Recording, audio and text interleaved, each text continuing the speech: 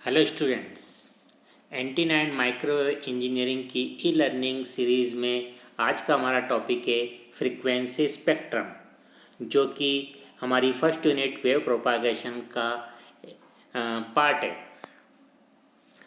Learning outcome: upon completion of this lecture student will be able to know the range of EM wave for communication.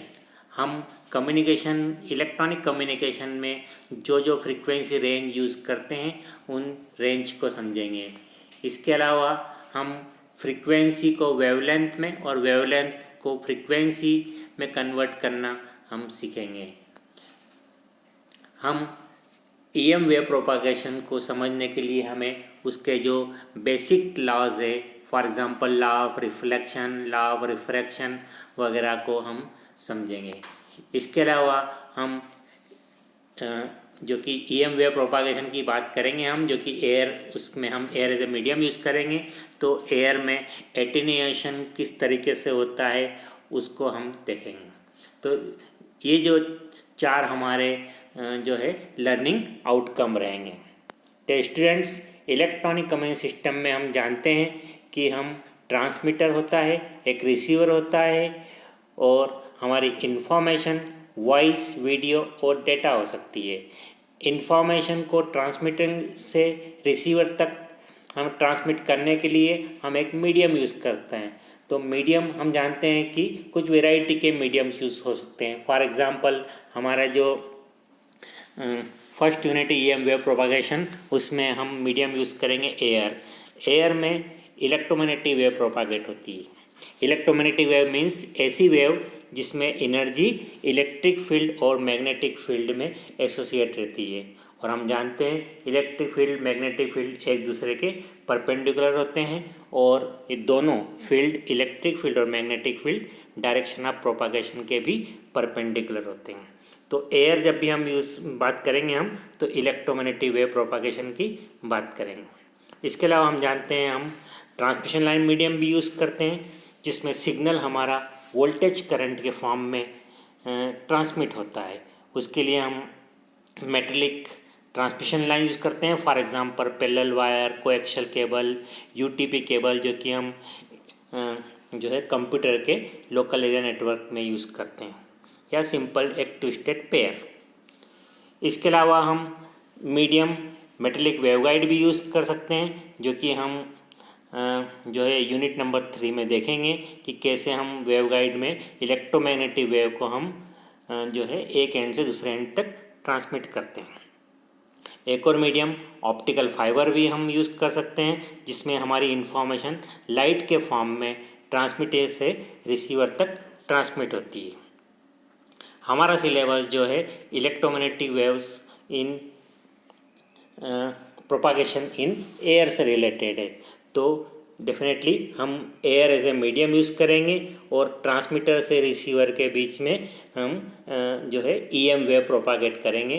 Basically हमारा transmitter जो है electronic transmitter होता है, जिसमें signal voltage current के form में रहता है, पर हमें उसको हम एयर मीडियम यूज़ करने के लिए हमें उसको EM वेव में कन्वर्ट करना रहेगा। इसलिए हम ट्रांसमिटिंग एंटीना यूज़ करेंगे।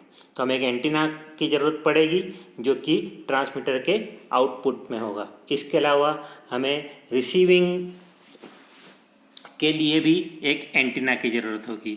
तो एंटीना बेसिकली क्या करता है, हमारी जो है EM वेव जनरेट करता है। बेसिकली हमारा सिग्नल इलेक्ट्रिकल सिग्नल होता है, मीन्स वोल्टेज करंट के फॉर्म में होता है। तो उसको वोल्टेज करंट को या इलेक्ट्रिकल सिग्नल को EM वेव में कन्वर्ट करता है ट्रांसमिटिंग एंड पे, और उसी EM वेव को रिवर्स कन्वर्ट करता है, मीन्स EM वेव को जो है रिसीवर में वोल्टेज करंट के फॉर्म में या इलेक्ट्रिकल सिग्नल में कन्वर्ट करता है। तो जब भी हमें air as a medium use करना होगी तो हमें EM वेव प्रोपागेशन की बात करना होगी। तो ट्रांसमिटिंग, रिसीविंग दोनों तरफ हमें 2 एंटीना यूज़ करना पड़ेंगे, जो कि बेसिकली ट्रांसड्यूसर होते हैं। इलेक्ट्रिकल सिग्नल को EM वेव में कन्वर्ट करते हैं या EM वेव को वापस इलेक्ट्रिकल सिग्नल में कन्वर्ट करते हैं। हमारा सिलेबस जो बेसिकली रहता है ये EM वेव जो ट्रांसमिटिंग एंटीना से रिसीविंग एंटीना तक किस तरीके से ट्रांसमिट होती है वो हमारी यूनिट नंबर 1 रहेगी, जिसको हम बोलते हैं EM wave propagation. EM wave propagation की हम बात कर रहे हैं तो डेफिनेटली ट्रांसमीटर में हम जानते हैं कि कुछ प्रोसेस करते हैं, मॉड्यूलेशन की प्रोसेस करके हम हमारे सिग्नल की फ्रीक्वेंसी, जो कि signal basically voice video data होता है, उसकी फ्रीक्वेंसी रेंज को हम कुछ किलो हर्ट्ज से लेके हम कुछ गीगा हर्ट्ज तक की रेंज में कन्वर्ट कर सकते हैं। हमने लास्ट सेमेस्टर में हमने देखा था कि हम मॉड्यूलेशन में हम कैरियर फ्रीक्वेंसी यूज़ करके हमारे जो है लो फ्रीक्वेंसी के सिग्नल को हम हाई फ्रीक्वेंसी सिग्नल में कन्वर्ट कर सकते हैं और हमारा जो ट्रांसमिटिंग एंटीना उस हाई फ्रीक्वेंसी सिग्नल को एयर में ट्रांसमिट करेगा EM वेव के फॉर्म में। तो हम बहुत वेराइटी की फ्रीक्वेंसीज हम यूज़ कर सकते हैं, क्योंकि एयर है, एयर में बहुत वेराइटी के सिग्नल्स रहते हैं। फॉर एग्जांपल सैटेलाइट कम्युनिकेशन के सिग्नल रहेंगे, हमारे मोबाइल फ़ोन का सिग्नल होगा, वॉकी टॉकी का सिग्नल होगा, FM रेडियो होंगे वगैरह वगैरह। तो एयर में बहुत सारे सिग्नल्स होते हैं या बहुत तरह के कम्युनिकेशन सिस्टम के इंफॉर्मेशन जो है EM वेव के फॉर्म में ट्रांसमिट होती रहती है। तो एक सिस्टम दूसरे सिस्टम से इंटरफेयर ना करे, इसके लिए हर एक इलेक्ट्रॉनिक कम्युनिकेशन सिस्टम, हर एक टाइप के इलेक्ट्रॉनिक कम्युनिकेशन सिस्टम को डिफरेंट वेराइटीज़ की फ्रीक्वेंसी रेंज एलोकेट की जाती है। तो हमें समझने की ज़रूरत होना चाहिए कि ये कौन कौन सी फ्रीक्वेंसी रेंजेस होती है जो कि हम EM वेव के फॉर्म में जो है कन्वर्ट करके हम जो है एयर में ट्रांसमिट करेंगे। तो जो फ्रीक्वेंसी रेंज हम इलेक्ट्रॉनिक कम्युनिकेशन में यूज़ करते हैं उसको बोलते हैं हम रेडियो फ्रीक्वेंसी स्पेक्ट्रम, है ना। तो जो कि बेसिकली कुछ किलो हर्ट्ज से लेके कुछ गीगा हर्ट्ज तक की रेंज होती है। तो कुछ किलो हर्ट्ज से कुछ गीगा हर्ट्ज तक की रेंज को भी हम अलग अलग पार्ट में डिवाइड कर सकते हैं। फॉर एग्जांपल 3 किलो हर्ट्ज से लेके 30 किलो हर्ट्ज की फ्रीक्वेंसी को हम बोलते हैं VLF, मतलब वेरी लो फ्रीक्वेंसी। इस फ्रीक्वेंसी का यूज़ हम बेसिकली नेविगेशन के लिए करते हैं या शिप टू शिप कम्युनिकेशन के लिए करते हैं। इसके अलावा 30 kilo hertz to 300 kilo hertz की फ्रीक्वेंसी को हम बोलते हैं LF, लो फ्रीक्वेंसी। इसका यूज़ भी हम जो है नेविगेशन या marine communication, ship to ship, समुद्र में कम्युनिकेशन के लिए यूज़ करते हैं। डेफिनेटली ये फ्रीक्वेंसी कम है तो हमें पता है कि फ्रीक्वेंसी का एंटीना की साइज़ से रिलेशन होता है। तो ये फ्रीक्वेंसी कम होने के कारण हमें जो है एंटीना बहुत लार्ज साइज़ का हमें यूज़ करना होता है। इसलिए इस तरह की फ्रीक्वेंसी रेंज के एप्लीकेशंस जो है थोड़े लिमिटेड है। पर 3 किलो हर्ट्ज से 300 किलो हर्ट्ज के सिग्नल बेसिकली अगर हमें यूज़ करना हो तो हमें लार्ज साइज़ का एंटीना लगता है और इसमें वेव प्रोपागेशन का जो हम बाद में हम देखेंगे, वेव प्रोपागेशन का तरीका कहलाता है ग्राउंड वेव प्रोपागेशन। प्रैक्टिकली जो है शिप टू शिप कम्युनिकेशन, जो कि समुद्र में जो है समुद्र के सरफेस पर एक शिप के एक पॉइंट से दूसरी शिप पे हम कम्युनिकेशन करने के काम में हम ले सकते हैं। इसके अलावा एक जो है कम्युनिकेशन की रेंज जो होती है MF और HF, मीडियम फ्रीक्वेंसी और हाई फ्रीक्वेंसी। मीडियम फ्रीक्वेंसी की रेंज होती है 300 kilo hertz to 3 megahertz और हाई फ्रीक्वेंसी की रेंज होती है 3 megahertz to 30 mega hertz. इन दोनों फ्रीक्वेंसी रेंज का यूज़ हम जो है स्टैंडर्ड रेडियो ब्रॉडकास्ट, जिसको हम AM रेडियो कहते हैं, इसके अलावा नेविगेशन में यूज़ कर सकते हैं, शॉर्ट वेव रेडियोज़ यूज़ करते हैं, है ना। पहले चलते थे ये AM रेडियो, आजकल तो कम यूज़ होता है, बट जो है पहले चलता था रेडियो जिसमें हम BBC लंदन और जो है वॉइस ऑफ इंडिया वगैरह और हमें आकाशवाणी मालवा हाउस, इस तरह के हम AM रेडियो ब्रॉडकास्ट जो है हम यूज़ करते हैं। उसमें frequency 300 kilo hertz to 30 mega hertz होती है।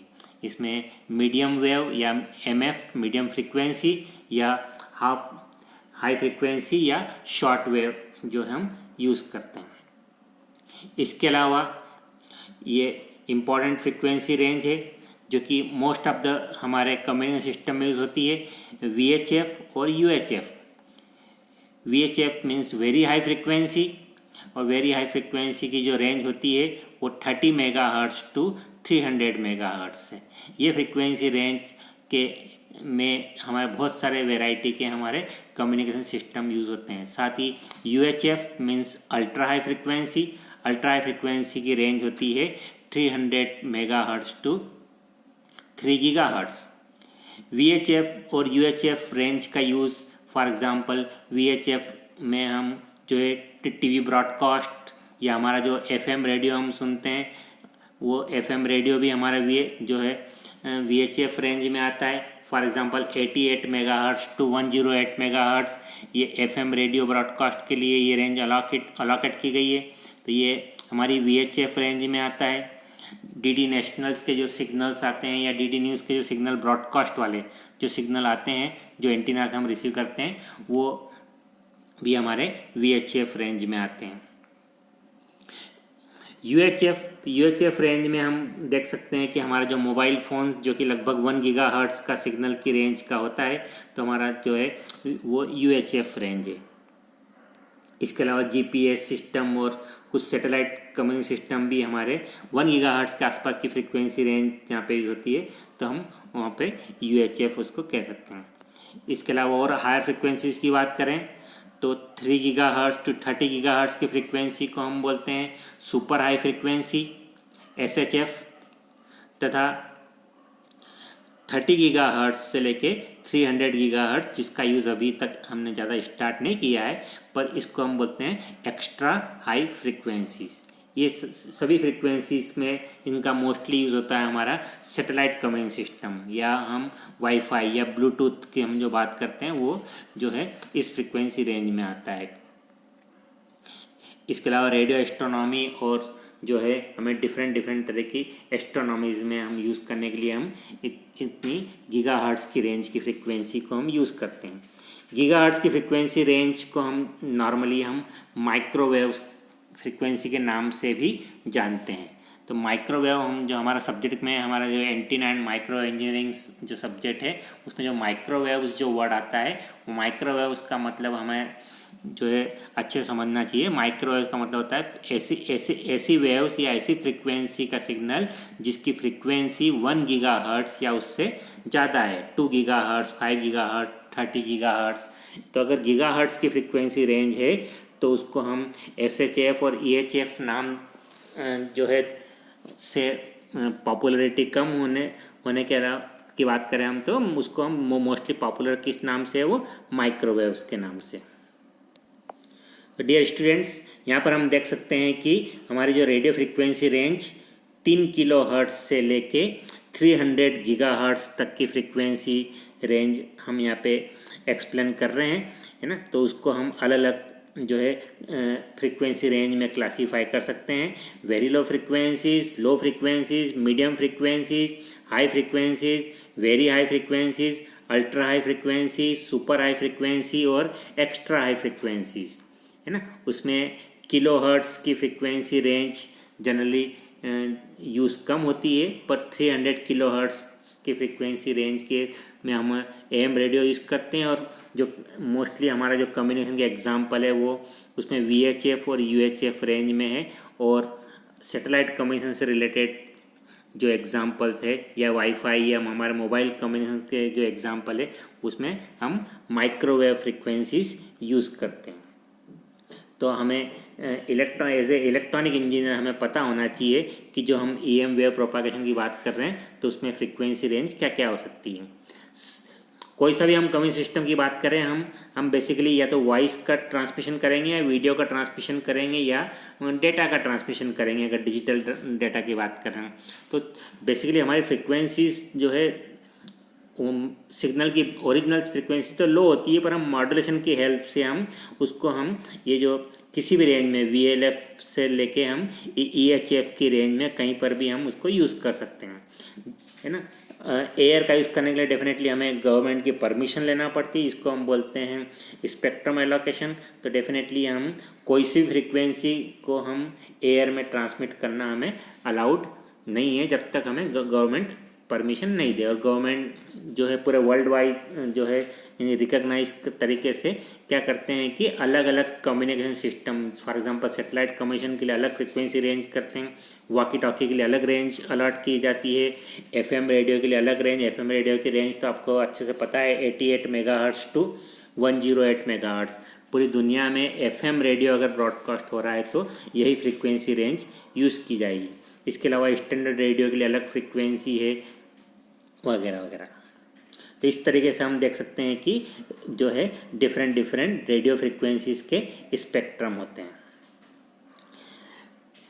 मोस्टली हम इलेक्ट्रॉनिक कम्युनिकेशन सिस्टम में हम जो है सिग्नल को हम फ्रीक्वेंसी के टर्म में ही रिप्रेजेंट करते हैं, है ना। अभी तक हमने बात की है कि कुछ किलो हर्ट्ज़ की फ्रीक्वेंसी से लेके कुछ गीगा हर्ट्ज़ तक की फ्रीक्वेंसी की हम बात कर रहे थे। पर कभी कभी कुछ केस में हमें कहीं सिस्टम डिज़ाइनिंग करना हो, खासतौर पर हमें एंटीना की डिज़ाइनिंग की बात करना होती है, तब हमें सिग्नल की वेवलेंथ भी पता होना चाहिए।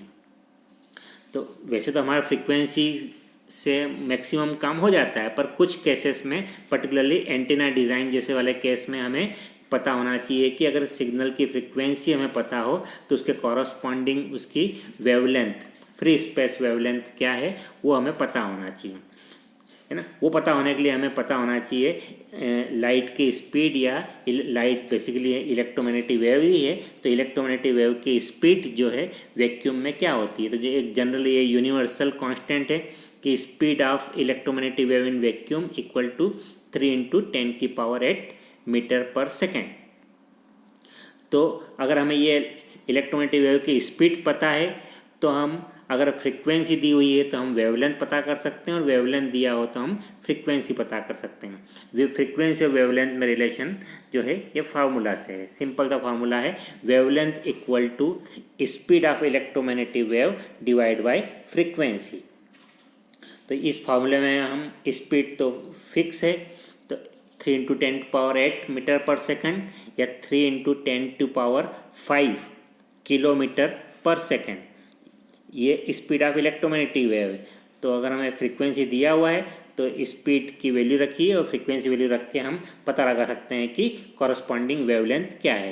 यहाँ पे हम देख सकते हैं रिलेशन उल्टा है, अगर सिग्नल की फ्रीक्वेंसी ज़्यादा होगी तो वेवलेंथ कम होगी, और अगर फ्रीक्वेंसी कम है तो वेवलेंथ ज़्यादा होगी। पर इस फार्मूले की हेल्प से हम जो है एक चीज़ पता हो तो हम दूसरी चीज़ पता कर सकते हैं। फॉर एग्ज़ाम्पल, अगर किसी सिग्नल की फ्रीक्वेंसी 1 मेगाहर्ट्ज़ दिया हुआ है तो हमें पूछा जा सकता है कि उसकी फ्री स्पेस वेवलेंथ क्या है। वर्ड बार बार यूज़ कर रहा हूँ मैं, free space wavelength means wavelength in air या वेवलेंथ इन वैक्यूम, क्योंकि मीडियम में अगर इलेक्ट्रोमैग्नेटिक वेव ट्रेवल कर रही है किसी में तो वेवलेंथ चेंज हो सकती है, पर यहाँ पर हम वेवलेंथ की बात कर रहे हैं जिसको हम बोलते हैं फ्री स्पेस वेवलेंथ। तो अगर 1 मेगाहर्ट्ज़ की फ्रीक्वेंसी दिया हुआ है तो हम पता लगा सकते हैं कि उसकी कॉरस्पॉन्डिंग वेवलेंथ क्या होगी। तो इस फॉर्मूले में अगर वैल्यू हम पुट करें, मेगाहर्ट्ज़ का मतलब होता है 10⁶ हर्ट्ज़, तो हम वैल्यू देख सकते हैं कि हमारा आंसर आएगा 300 मीटर। मीन्स अगर वेवलेंथ 300 मीटर है तो मीन्स उसका मतलब क्या हुआ कि सिग्नल की फ्रीक्वेंसी 1 मेगाहर्ट्ज़ है। इसी तरह से हम किसी भी फ्रीक्वेंसी के कॉरस्पॉन्डिंग हम वेवलेंथ पता कर सकते हैं। वेवलेंथ पता हो तो फ्रीक्वेंसी पता कर सकते हैं, फ्रीक्वेंसी पता हो तो वेवलेंथ पता कर सकते हैं। तो डियर स्टूडेंट्स, यहाँ तक हम देख सकते हैं कि अभी तक हमने देखा कि इलेक्ट्रोमैग्नेटिक वेव्स जब एयर में ट्रांसमिट करते हैं तो हम कौन कौन सी फ्रीक्वेंसी रेंज को हम जो है यूज़ कर सकते हैं, और साथ ही हमने अभी तक देखा कि हम वेवलेंथ को फ्रीक्वेंसी में और फ्रीक्वेंसी को वेवलेंथ में कैसे कन्वर्ट कर सकते हैं। तो मैंने जो फ्रीक्वेंसी रेंज पहले बताई है VLF और से लेके सुपर हाई फ्रीक्वेंसी तक, या हम बोलें कि माइक्रोवेव वगैरह, तो हम इस फार्मूले की हेल्प से हम उसके कॉरस्पॉन्डिंग वेवलेंथ में का कैलकुलेशन कर सकते हैं।